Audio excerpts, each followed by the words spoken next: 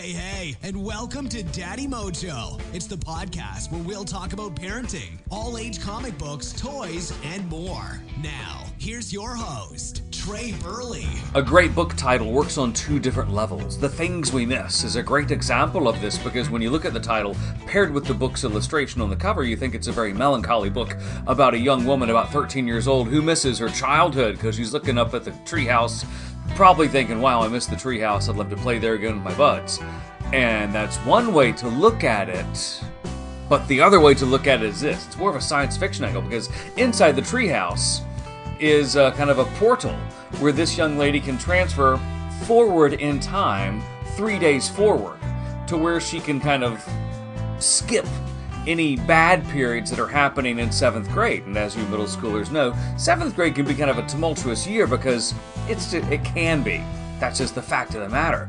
So if you had the chance to skip 3 days, but not remember what you did, or the things you did, or the people you interacted with, would you do it? Maybe, because during that skip, and that's exactly what they call it, the skip, during that 3-day period, JP and her friend, they become kind of smarter, cooler, they can dance better, they make snappier comebacks, they're better on tests. On the surface, they're better people, but they can't remember anything. And when they come back from the skip, they miss things. Thus, The Things We Miss.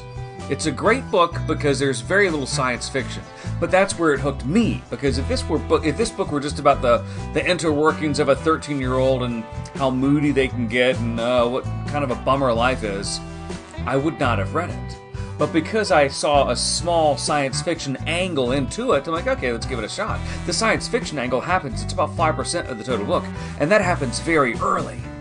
But after that, you don't really care about the science fiction angle. You care about how the characters are going to grow and how they're going to deal with the repercussions of skipping forward and backward, or just skipping forward in time. Can they handle it? And what does it take? What does it mean to be a good friend? Because at the end of the book, about 75% through it, you realize that one of the friends is taking this a little too far, and the other friend is like, hey, I'm cool, check you later.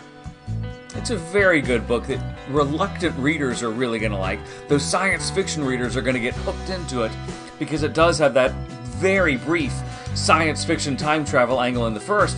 And you reluctant readers, you're going to love it because you love a good book. And this is a great book. You're going to dig it.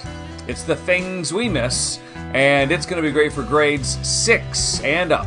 Thanks for listening to Daddy Mojo. Be sure to tune in next time. For more information on any of the things we talked about today, just check out the website, daddymojo.net, or hit us up at Daddy Mojo on social media.